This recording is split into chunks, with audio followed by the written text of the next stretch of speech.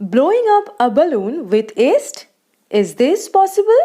Yes, this is possible, and I am going to show you this with the help of a very interesting and very easy experiment. So let's start.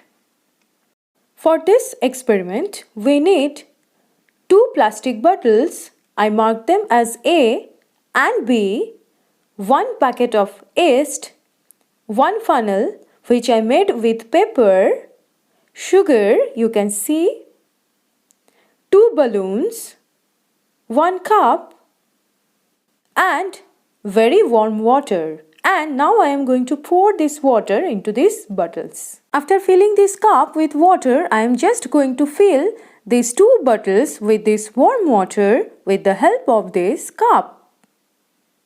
The level of water is more or less same for both the bottles.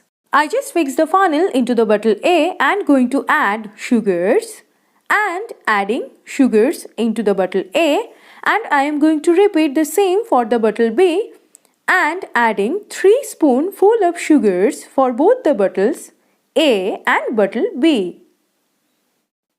Now I am just going to add this entire packet of yeast, and I am adding yeast to the bottle A only. For the another bottle B, I am not going to add yeast. Now I am just closing the bottles with the help of lids, and for the bottle A I am just giving it a gentle mix. Now you have to remove the lids and cover the bottles with balloons, and you have to wait for 20 minutes. You can see that the level of the mixture inside the bottle A is gradually increasing, but you cannot see any change for the bottle B. And you can see that, students, the volume of the balloon is also gradually increasing, and I hope we are going to get the result very soon. And I think we are going to get the result. Yes, we are just getting the result. Yes, we just got the result. So, after 20 minutes, we can see that blowing up a balloon with yeast is of course possible.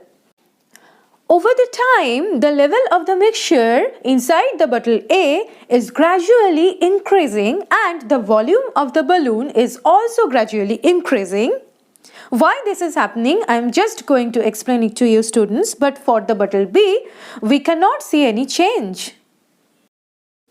And you can see the magic, students. The balloon is just gradually growing in size over the time. And the volume is just increasing and increasing, and after 2 hours, we just got this amazing result. After removing the balloon from the bottle A, we can see something like this, and this product that we got, this is because of fermentation. What is fermentation? I am just going to explain it to you, students, and it smells really very bad. As we did not add yeast to the bottle B, we cannot see anything like this inside the bottle B. Yeasts are microorganisms, and these are unicellular eukaryotic organisms. Unicellular organisms are the organisms that are composed of only one cell. Inside the bottle A, yeast was activated by adding warm water and sugar. Yeast uses sugar as food. Yeasts feed on sugar, and it converts sugar into ethanol, and it releases carbon dioxide as waste, and this process is called fermentation. Energy can be released in this process. This is a mode of respiration. So, when we add yeast to the warm water and sugar in a bottle and attach balloon to the open mouth of the balloon will expand as the carbon dioxide gas from the yeast fermentation rises.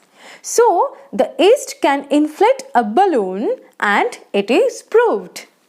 And the products that we get during the yeast fermentation are ethanol and carbon dioxide, and it smells really very bad.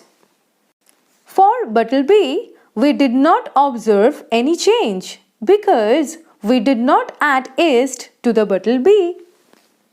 Yeast fermentation results in the production of ethanol and carbon dioxide. So, what's the use of this? Yeast fermentation is used for making bread, pizza base, etc. etc. The carbon dioxide gas that is released during the yeast fermentation causes the dough to rise and the ethanol evaporates during baking. That's all for today, students. Thank you so much for watching my video.